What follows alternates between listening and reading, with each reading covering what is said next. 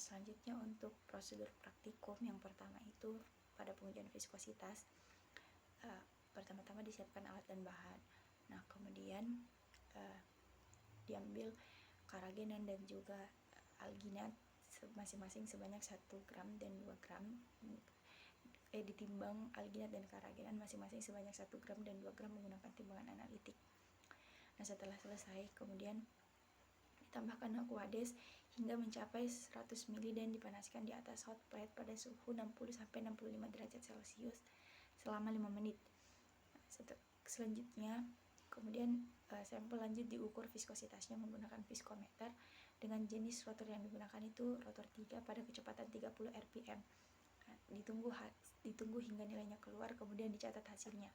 Kemudian pada pengujian stabilitas emulsi, sampel yang sebelumnya digunakan pada pengujian viskositas itu masing-masing dipipet sebanyak 5 mili, kemudian ditambahkan di 5 mili dan dimasukkan ke dalam tabung reaksi.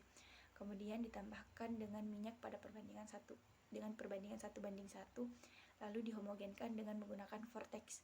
Nah, setelah selesai kemudian didiamkan dan diamati perubahannya setiap 5 menit, perubahan fasa yang terbentuk lalu dicatat hasilnya.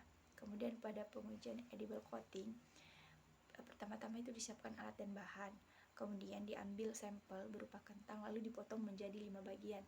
Nah, setelah selesai kemudian kentang tersebut dicelupkan ke dalam larutan edible coating yang telah dibuat sebelumnya pada konsentrasi alginat 1%, alginat 2%, kemudian karagenan 1%, karagenan 2%, dan ada 1 sebagai sampel kontrol.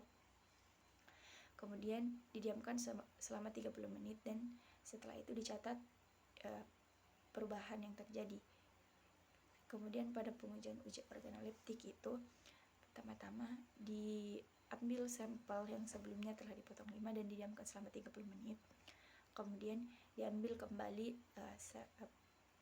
kentang, kemudian dipotong baru untuk kemudian dibandingkan dengan kelima sampel sebelumnya.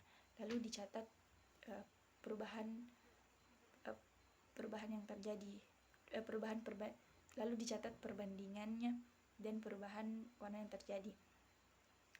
Nah, kemudian alginat ini merupakan salah satu jenis polisakarida dan termasuk dalam jenis hidrokoloid yang bisa didapatkan dari ekstrak alga coklat atau Sargassum sp.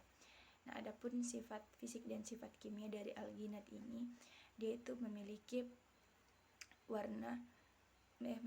bentuk berupa bubuk dengan serat, kemudian berwarna putih hingga kuning dan tidak memiliki rasa. Sementara sifat kimianya itu dia memiliki tingkat kelarutan rendah dalam air, bersifat koloid dan tidak stabil.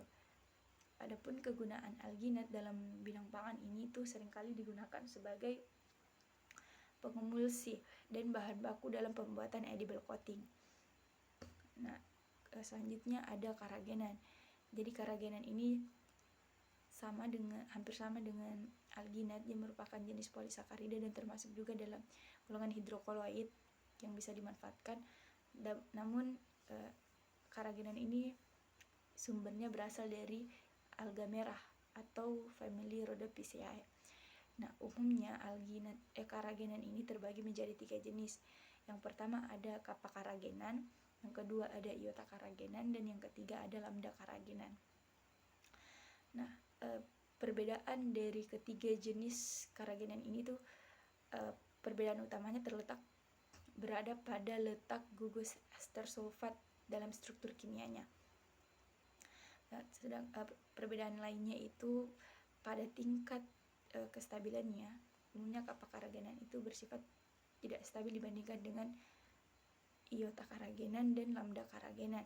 Kemudian pada pembentukan gelnya, kappa karagenan ini dia lebih bersifat rapuh dan sineresis, sedangkan iota dan lambda itu dia tidak sineresis dan cenderung bersifat elastis pada iota karagenan. Nah, namun yang paling sering digunakan dalam bidang pangan itu adalah kappa karagenan. Adapun sifat fisik dan kimia dari kappa karagenan ini, yang pertama, dia memiliki berat molekul dan juga viskositas yang lebih rendah, akan tetapi mampu membentuk gel yang baik. Sedangkan sifat kimianya, dia bersifat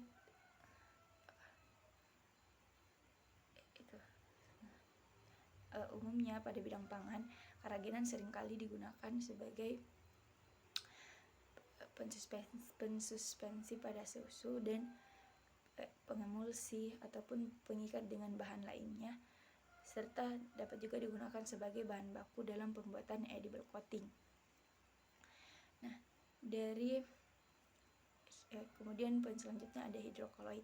Jadi hidrokoloid ini merupakan bahan tambahan pangan yang digunakan dalam meningkatkan pembentukan gel sebab kemampuannya untuk mengikat air. Nah, umumnya sumber hidrokoloid yang bisa kita temui itu ada 3 sumber. Yang pertama dari hewan seperti kitin yang bisa diambil dari cangkang udang ataupun cangkang kepiting. Kemudian ada dari tumbuhan yaitu alginat dan karagenan yang diambil dari ekstrak rumput laut. Dan yang terakhir itu dari mikroorganisme seperti gum santan yang diambil dari Xanthomonas campestris. Nah, penggunaan hidrokoloid ini dalam bidang pangan sudah banyak sekali digunakan, terutama dalam mengikat, dalam pengemulsi, penstabil, dan pengikat bahan ataupun perekat. Kemudian hasil yang diperoleh dari praktikum hidrokoloid. Yang pertama, pengaruh konsentrasi terhadap viskositas. Nah, hasil yang didapatkan dari praktikum hidrokoloid terkait viskositas bahan diperoleh pada sampel A1 alginat 1%, itu viskositasnya 80,0 MPa/s. Kemudian pada sampel A2 didapatkan viskositasnya itu 108,0 MPa/s. Kemudian pada sampel A3 karagenan 1% itu didapatkan viskositasnya 144,0 MPa/s, dan pada sampel A4 karagenan 2% itu didapatkan viskositasnya 111,9 MPa/s. Nah, dari data tersebut dapat diketahui bahwa tingkat viskositas terendah itu diperoleh dari sampel A1 atau alginat 1%, dan viskositas tertinggi itu didapatkan dari sampel A3 atau karagenan 1% dengan nilai viskositasnya 144,0 MPa/s.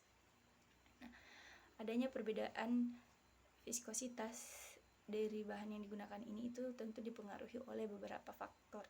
Faktor-faktor yang mempengaruhinya itu, yang pertama ada konsentrasi.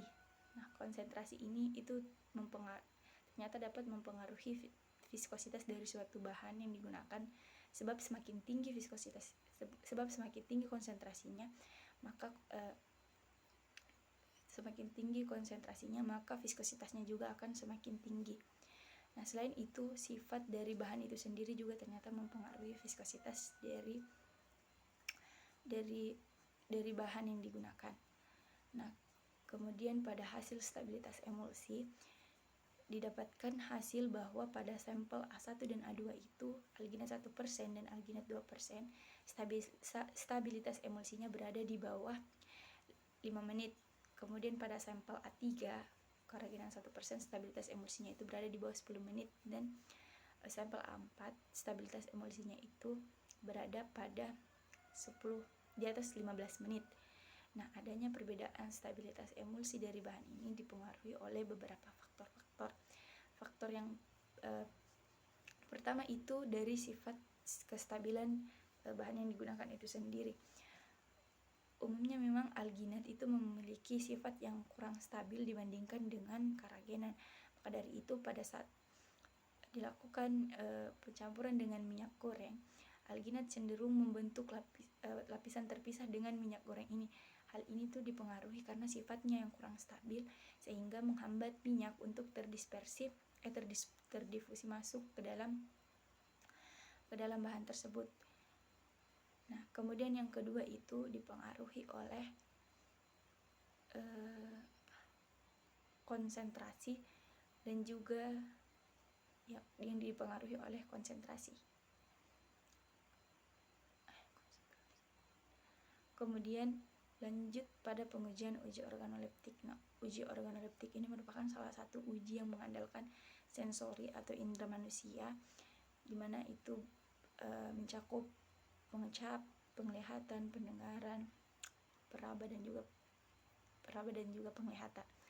Nah, pada praktikum hidrokolit ini, uji organoleptik yang digunakan itu menggunakan indera penglihatan, yaitu dengan mengamati perubahan ataupun kenampakan yang terjadi pada sampel kentang sebelum dan setelah dilakukan pencelupan dengan larutan edible coating dan didinginkan selama 30 menit.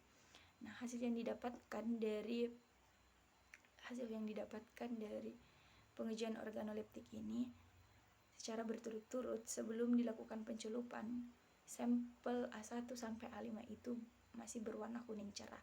Namun setelah dilakukan pencelupan dengan edible coating dan didiamkan selama 30 menit, terjadi perubahan yang cukup signifikan. Hal ini bisa kita lihat dari sampel A0 yang sama sekali tidak diberikan perlakuan apapun, itu warnanya tetap kuning namun mulai timbul bintik-bintik kecoklatan. Kemudian pada sampel A1 itu alginat 1%, sampel kentang yang dicelupkan pada edible coating alginat 1% itu dia tetap berwarna kuning juga, namun terjadi perubahan pada kuningnya, tidak lagi kuning cerah tetapi kuning kecoklat-coklatan, kuning dengan kuning coklat. Kemudian pada sampel A2 sampai A5 itu dibandingkan dengan sampel yang dipotong baru tidak terdapat perubahan. Hal ini karena sampel itu telah dicelupkan pada edible coating. Nah, dari sini bisa kita lihat pengaruh yang ditimbulkan akibat perlakuan yang dilakukan pada sampel tersebut. Terjadi perubahan yang cukup signifikan, dan hal tersebut dan perubahan pada sampel tersebut juga dipengaruhi oleh jenis edible coating yang dipakai dan seberapa banyak konsentrasi yang digunakan.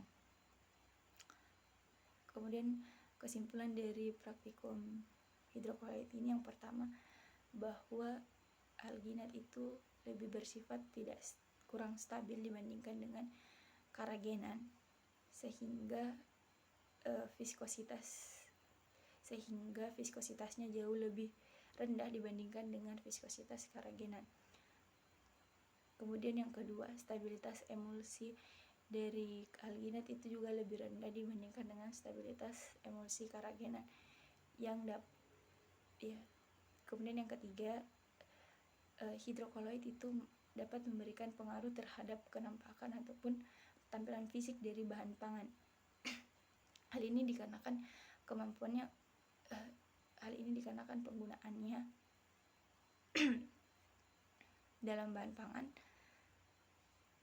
itu dapat menghambat kontaminan-kontaminan yang berasal dari luar makanan ataupun mencegah terjadinya perpindahan massa kayak semacam kelembapan dan oksigen pada bahan pangan, yang kemudian bisa menyebabkan reaksi pencoklatan pada bahan pangan tersebut.